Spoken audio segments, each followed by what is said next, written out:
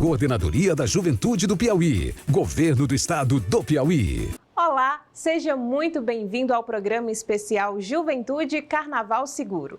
O nosso conteúdo tem o intuito de conscientizar você sobre a importância dos cuidados preventivos durante o carnaval. A gente sabe que em época de festa e diversão é necessário adotar práticas saudáveis e seguras para evitar uma série de problemas. Mas não se preocupem, porque aqui vamos te ensinar a aproveitar a folia de forma consciente. As infecções sexualmente transmissíveis são causadas por vírus, bactérias ou outros micro-organismos. Elas são transmitidas principalmente por meio do contato sexual, sem o uso da camisinha masculina ou feminina com uma pessoa que esteja infectada. Dados apontam que, durante o carnaval, o número de pessoas infectadas com IST aumenta. Por isso, é importante falarmos sobre as formas de prevenção, as principais doenças, os sintomas e como transmitir. Para tirar nossas dúvidas, conversamos com a médica ginecologista Jussara Nunes. As doenças sexualmente transmissíveis é um tema super atual. Hoje a gente usa o termo mais adequado, infecções sexualmente transmissíveis, porque na verdade nem sempre a pessoa está doente para transmitir a doença, a infecção.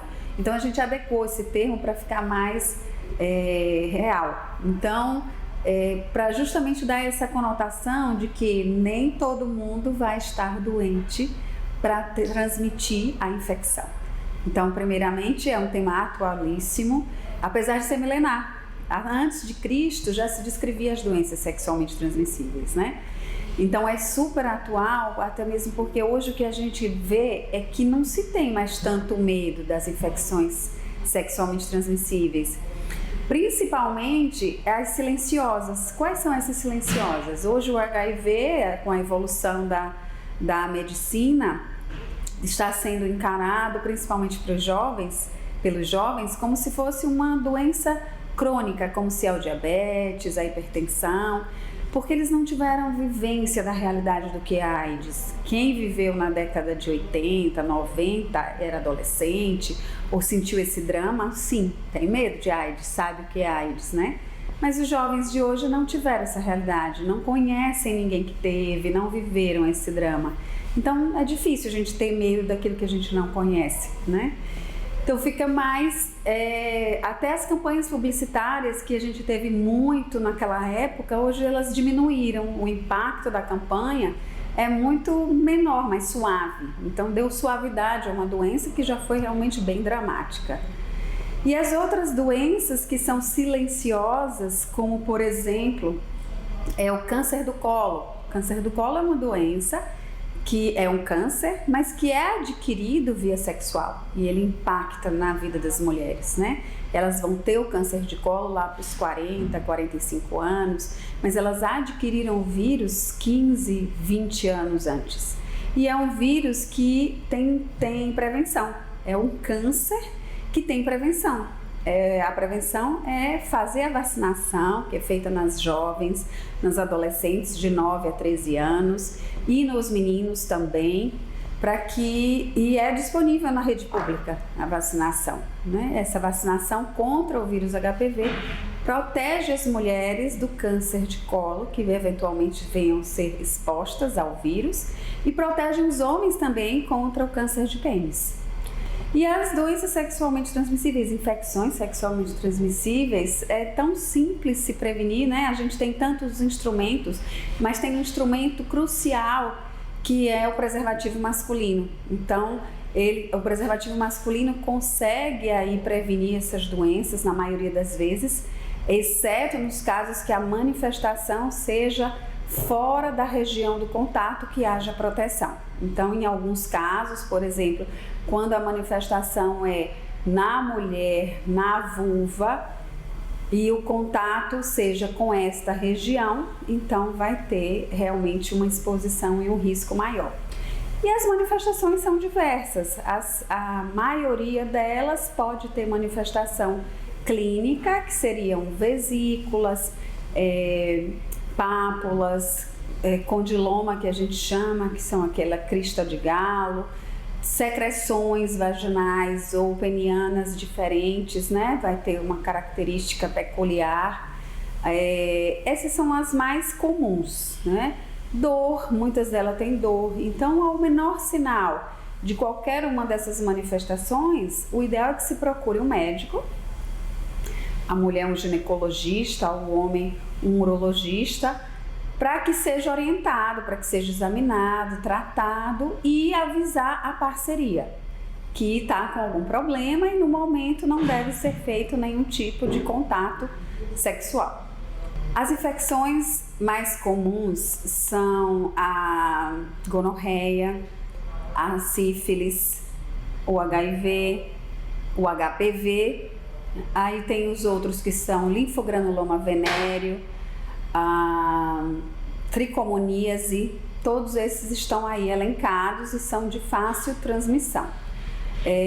A gente tem um impacto hoje, apesar de toda a nossa tecnologia, de todo o avanço da medicina, mas a gente ainda tem repercussões a longo prazo em relação a essas doenças, porque muitas delas, por exemplo, a sífilis, ela ainda hoje é uma realidade, principalmente em relação à mãe na transmissão materno-fetal, porque a sífilis é uma doença que ela se manifesta com uma úlcera, mas que ela tem resolução espontânea. O que é isso? Ela desaparece sozinha.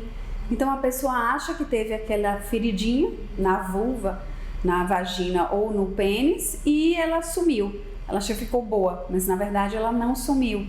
Ela simplesmente a manifestação clínica desapareceu, mas ela continua no organismo, como muitas outras infecções. E aí ela vai ficar no que a gente chama de período latente.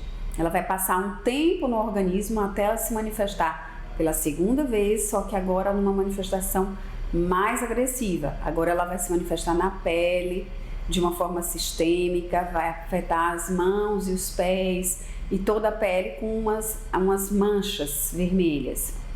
E aí também pode ter remissão espontânea, aí a pessoa acha que ficou boa. E aí vem a sífilis terciária, essa sim é muito mais agressiva, ela vai acometer o sistema nervoso central e aí pode causar até paralisia ou coisas mais importantes, mais significativas. Em relação a essa mesma sífilis, ela tem transmissão da mãe para o feto, então se a mulher teve essa sífilis e ela engravida, ela pode transmitir para o bebê. E aí no bebê ela pode ter uma repercussão ainda muito maior, o bebê que nasce com a sífilis, né? Pode ter até alterações, malformações cardíacas.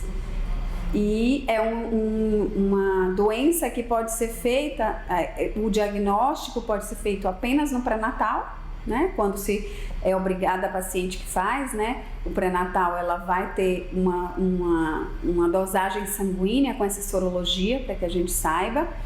Mas o alerta fica aqui para as mulheres e para os homens que quando tenham qualquer lesão, procurem assistência médica para não perder o diagnóstico, porque se sumir a lesão, não tem como fazer um diagnóstico retrospectivo, a menos que seja feita essa dosagem sanguínea dos marcadores da sífilis. Algumas ISTs realmente vai ter uma manifestação, por exemplo, um corrimento diferente, uma dor para urinar, uma descarga de secreção peniana ou vaginal, e nesses sinais é que tem a orientação de realmente procurar uma assistência médica, porque só o exame físico e a avaliação daquela secreção vai fazer com que se tenha realmente o diagnóstico. Mas, então, a primeira coisa é as secreções. Algumas podem ter vesículas, bolhas, coceira, e quando rompe essas bolhas por causa da coceira ou do atrito, pode ter uma úlcera, que a gente chama uma ferida. Então, esses são outros sinais. Pode também ter os condilomas, que são pequenas tumorações que acumuladas parecem o que popularmente chama-se crista de galo. Então, essas são as principais manifestações clínicas que a gente consegue ver. Mas algumas doenças, algumas infecções, elas são o que a gente chama de subclínicas, que não tem manifestação que a gente pode ver ao olho nu. E aí vem aquelas que ao longo da vida vão causando dano. Por exemplo, uma chamada clamídia. É uma bactéria que ela tem ela se direciona para as trompas das mulheres e elas podem causar infertilidade, podem causar aderência, pode causar aborto nas trompas, aquela gestação na trompa. E essa é silenciosa, às vezes as mulheres não vão saber, mas algumas vezes elas vão dar desconforto na hora da relação, dor na relação, dor pélvica e esses sintomas também de secreção. A maioria das doenças, das infecções, a gente consegue prevenir com o uso do preservativo masculino ou mesmo preservativo feminino. Então, o que tiver alguma lesão que esteja protegida com o uso do preservativo, não haverá transmissão, porque a transmissão precisa ser de contato direto. Mas o ideal realmente é, se houver qualquer suspeita de lesão na parceria, evitar aquela relação sexual. Os estudiosos acharam melhor a gente adequar o termo para infecções sexualmente transmissíveis, porque doença dá aquela conotação de que a pessoa tem uma manifestação. E foi para chamar a atenção justamente porque muitas vezes a pessoa não tem cara de doente, não vai ter cara de doente. Ela vai ter uma infecção e cara de saudável.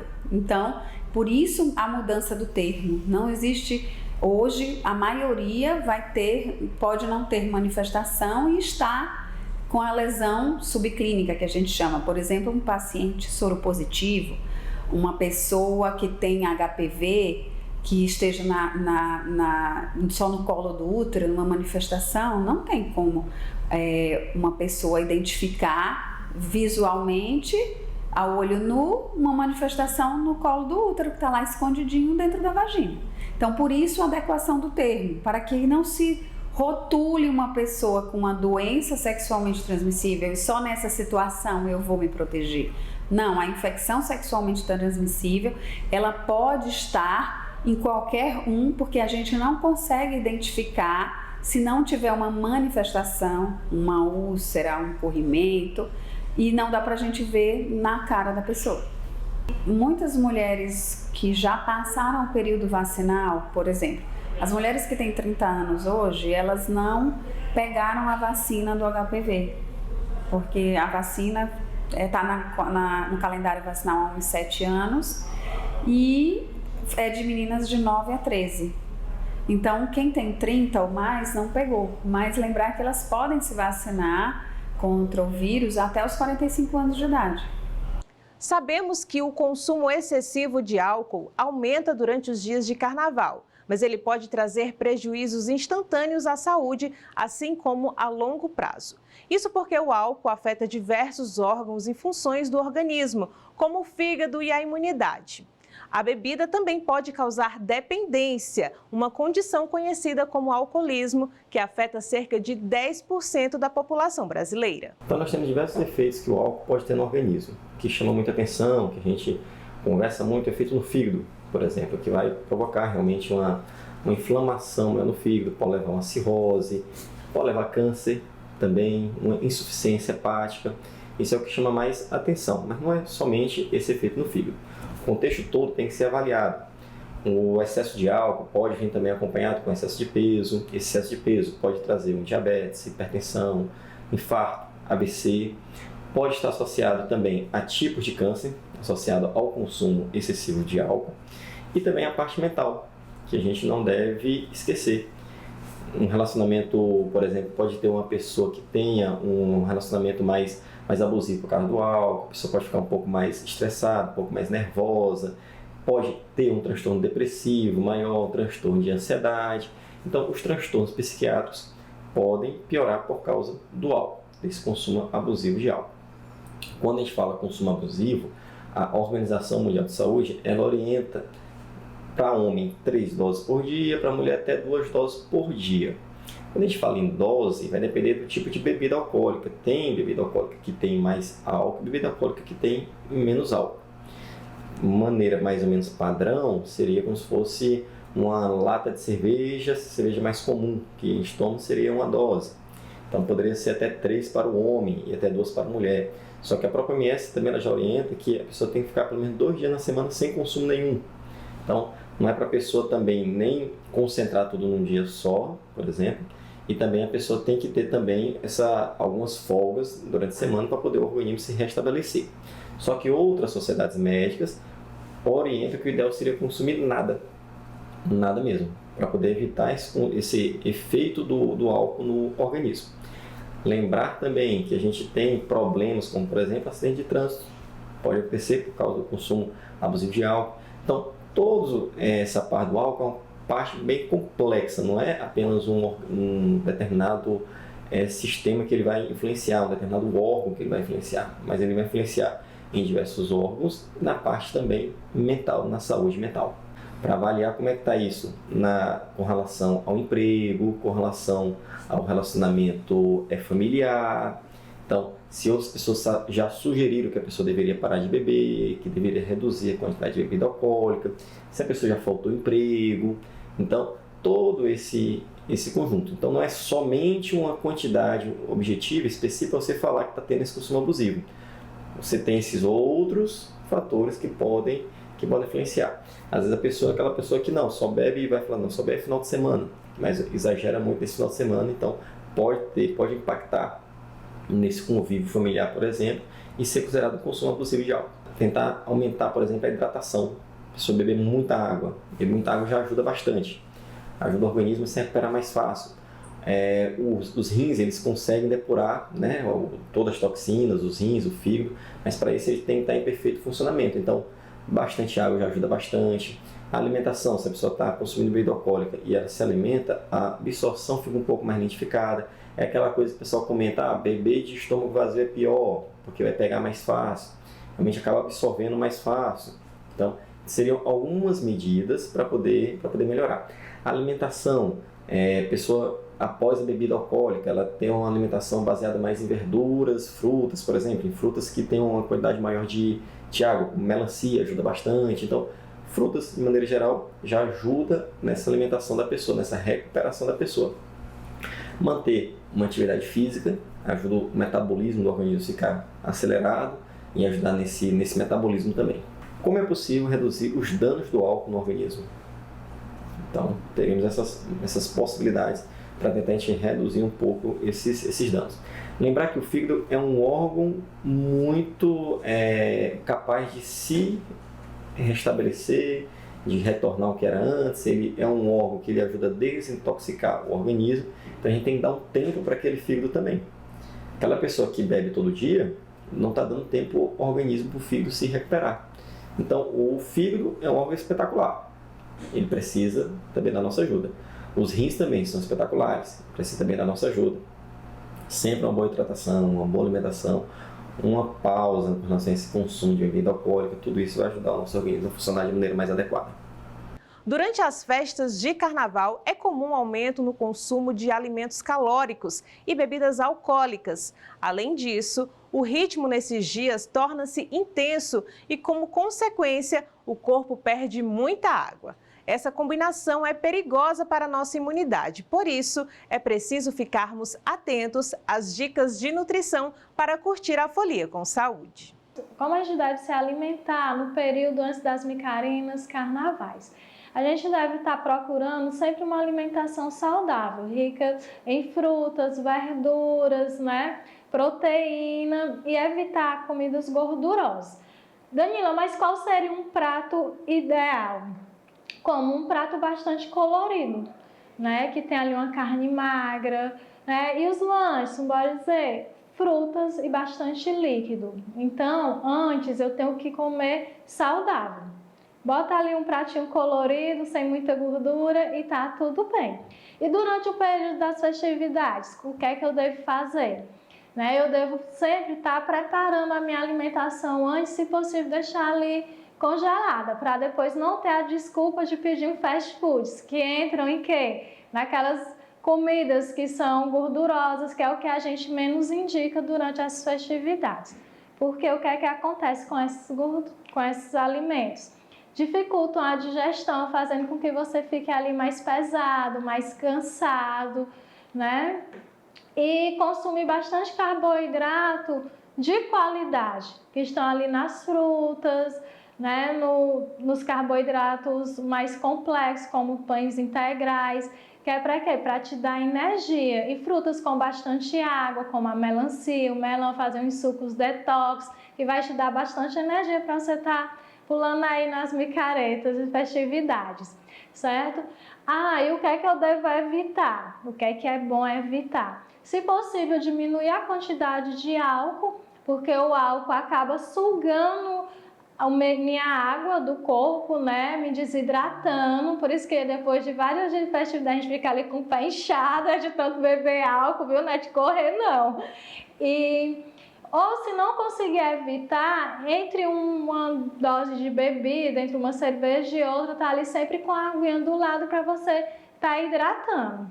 E aí outra coisa importante, a gente deve ter cuidado com a questão da contaminação alimentar, que isso é muito fácil de ocorrer em grandes festivais. Então tá sempre observando ali a textura da carne, né? Prestando atenção se o óleo onde é frito esses alimentos está escuro, porque ali quer dizer que já foi utilizado várias vezes ou está ali por dias.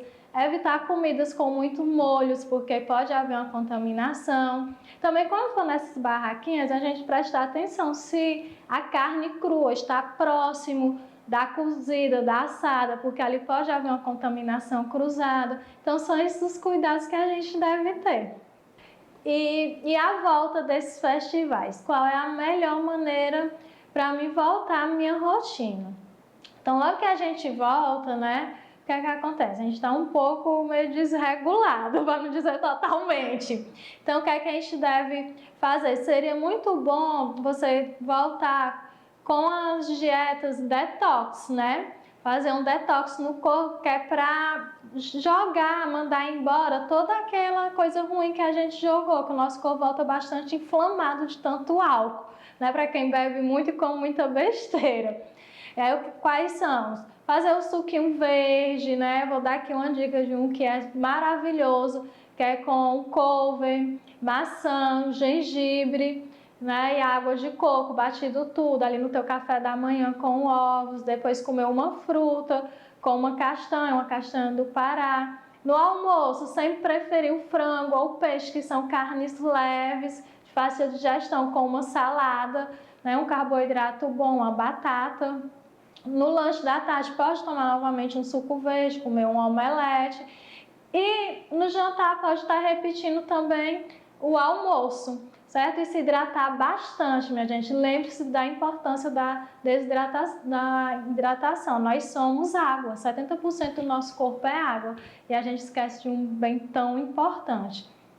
É durante o carnaval que precisamos redobrar os cuidados para não sermos mais uma vítima de criminosos. A cada dia que passa, surge um novo tipo de golpe. E pensando nisso, separamos algumas dicas para os foliões curtirem em segurança.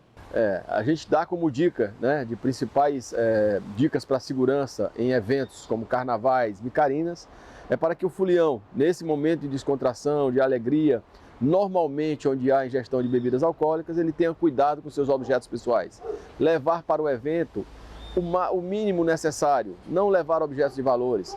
Ter cuidado principalmente com o celular, que é um grande alvo dos meliantes que se utilizam naquele momento de descontração para normalmente tentar furtar.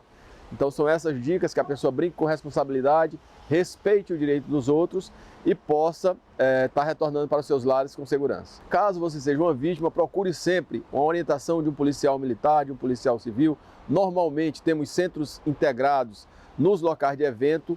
Não tentem resolver as situações sozinho, procurem um auxílio, porque com certeza teremos sempre um policial para fazer esse auxílio, lhe encaminhar e lhe direcionar para uma resolução desse problema. Hoje existem umas bolsas que você usa por dentro da roupa, aquela pochete, se você tiver cuidado, mantendo sempre o zíper à sua frente, para que você possa verificar, ter esse cuidado. O que a gente pede sempre é que não deixem objetos de fácil visualização no bolso de trás, na cintura, até para levar aí o meliante ter esse desejo de subtrair o seu objeto. Então a gente aconselha sempre a levar o mínimo possível e aquele objeto que for necessário levar, ter ele sempre ali sobre as suas observações e ter o máximo de cuidado. O uso do álcool e outras drogas, né, ele traz uma soma de problemas, que ele vai desde as questões individuais, emocionais, pessoais, dentro da própria relação e estruturação da cognição, aos problemas profissionais, sociais, familiares e até problemas relacionados também a questões de criminalidade, de envolvimento com situações mais graves que essas pessoas acabam acarretando por conta desse uso. Então, o uso de droga ele causa um rebaixamento da consciência e o rebaixamento da consciência leva essas pessoas a cometerem, a ter atitudes, atos que muitas vezes elas não são muito bem avaliadas dentro de um processo racional, tanto do que diz respeito às questões emocionais, morais, como também das questões de regras na sociedade, de padrões, que pode acarretar assim, problemas de diversos níveis, que vão desde os mais simples, como uma situação de envolver-se numa discussão, uma fala mais acalorada, por conta realmente do destempero ali das emoções que a droga causa, como também problemas mais graves, como envolvimento em acidentes, em situações que envolvem ali até conflitos com a justiça. Quando a gente fala sobre os efeitos e eu diria consequências do uso do álcool e da droga, a gente pode pensar que existem dois níveis principais de consequências. Algumas situações que elas são acarretadas em momentos imediatos e situações que se acarretam também a longo prazo. Quando eu penso sobre o efeito do álcool e da droga, por exemplo, no momento inicial e rápido, os efeitos dela pode causar ali uma perda da memória, da consciência, você pode ter problemas físicos como tontura, desequilíbrio, visão borrada e você começar realmente a não conseguir ali naquele momento específico do uso, você não consegue controlar o seu próprio corpo e as suas atitudes e nem também o controle das suas emoções. A longo prazo, a droga ela vai gerar efeitos sérios e importantes dentro de uma perda cognitiva. Então, a pessoa que usa álcool ou outra droga com uma certa frequência, ou mesmo que não seja uma frequência intensa, mas num prazo muito longo, ela vai começar a ter dificuldade em relação à memória, em relação à avaliação das situações, o nível de tolerância e de resistência dela à droga começa a baixar e ela começa a ter um potencial maior em desenvolver um nível de dependência em relação a essas questões. A droga, ela também tem um efeito depressor.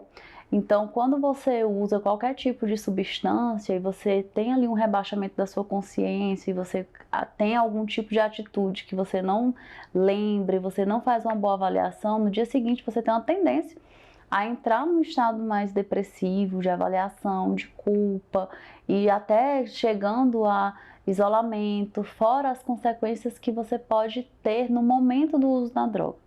Associar o uso da droga, lembrar que o uso da droga é um perigo dentro do contexto emocional é muito importante, porque quando eu faço uma associação do uso da droga ou do álcool também para alívio das questões emocionais, eu potencializo ainda mais a chance de eu desenvolver um quadro de dependência. Se eu pego o uso da droga e eu coloco como uma forma de aliviar as minhas questões emocionais, eu amplio substancialmente essa chance de desenvolver um quadro de dependência. E de futuramente eu realmente intensificar esses quadros depressivos. Fora que existem hoje muitos estudos que relacionam o uso da droga com o surgimento também de alguns transtornos, como por exemplo a esquizofrenia a longo prazo. Quando eu falo sobre o uso de droga e o que eu posso fazer para prevenir, eu preciso lembrar de alguns aspectos importantes, que é também um aspecto social. Então, dentro da construção da sociedade, associou muito essa ideia da diversão com o uso da droga, do álcool, de qualquer outra droga. E a ideia de que para eu sair, para eu socializar, para eu me divertir, eu preciso associar esse uso. E é preciso ponderar muito os ambientes em que eu estou inserido e também os hábitos em que eu associo com o uso da droga. Um alerta que eu sempre faço às famílias, à sociedade no geral é: cuidado com a quantidade ou com os tipos de substâncias e o uso dessa droga dentro dos seus ambientes familiares, porque isso vai gerando uma naturalização também desse uso do álcool, da droga, como uma forma de diversão. E aí as crianças, os adolescentes, eles vão visualizando e entendendo essa ideia como realmente um padrão. É muito importante que a gente, como jovem ou como sociedade no geral, tenha a ideia também de o quanto eu me exponho, o quanto eu me exponho assim, em termos de tempo, de quantidade ao uso da droga e do álcool. Quando eu falo a droga e o álcool e outras drogas, é porque a droga também é um álcool, o álcool também é uma droga, só que lícita. Mas ela é uma droga que tem assim grandes consequências, tanto físicas e emocionais como também sociais. E o álcool hoje é a droga mais usada em todo o mundo. E é a droga que mais causa mortes em todo o mundo, porque ela é usada assim numa quantidade realmente exagerada e acaba gerando grandes consequências. E a prevenção do uso de droga, ela é importante que ela aconteça desde do processo familiar, de psicoeducação, de controle, de cuidado com essa inserção do uso da droga, como também de uma compreensão dentro da nossa juventude, adolescência, de que eu não preciso da droga para produzir alguns sentimentos, como por exemplo a felicidade. O meu corpo, ele sabe produzir felicidade, ele sabe sentir essas emoções. E eu não preciso associar essa ideia da felicidade, da descontração, da espontaneidade ao uso da droga. Então isso parte desde um processo de psicoeducação, como um processo também de orientação desses jovens. E que vem desde a família, as escolas, a sociedade, todos os meios que alcançam essa sociedade no geral. Outro ponto importante é eu não trabalhar a droga e o álcool apenas como os efeitos negativos, porque muita gente quer conscientizar e psicoeducar esses jovens trabalhando só os efeitos negativos, como as consequências que ela pode levar, de dependência, de problemáticas, mas entender que existe ali um efeito positivo, que ele precisa ser entendido também, o porquê que ele causa e que ele pode ser alcançado sem o uso dessa substância ali. Um outro fator importante quando a gente pensa sobre a prevenção, que é necessário destacar, é que quando a gente fala sobre álcool, sobre qualquer outra droga, ele é classificado como um termo de substâncias psicoativas, ou seja, elas geram um efeito ali na nossa mente de potencial e de reações que eu não tenho um controle absoluto. Então, por mais que a sociedade ou as pessoas repitam essa ideia de que eu uso de forma controlada, como que você faz para parar o efeito se você desejar? Então, você imagina que você está controlando, mas o efeito daquela substância no seu cérebro, ela é um efeito ativo, ela para quando ela encerra realmente, mas você não tem um controle absoluto. Então, lembrar disso também é muito importante, porque você precisa ter cuidado.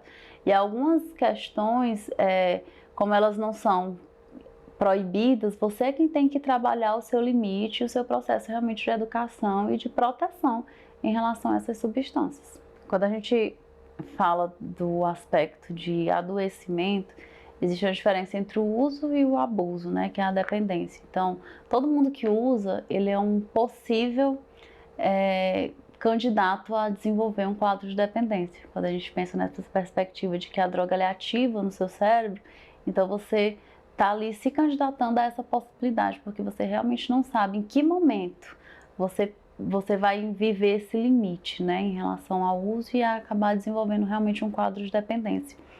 Existem muitas pessoas que são dependentes e elas acreditam não ser dependentes porque elas usam somente final de semana.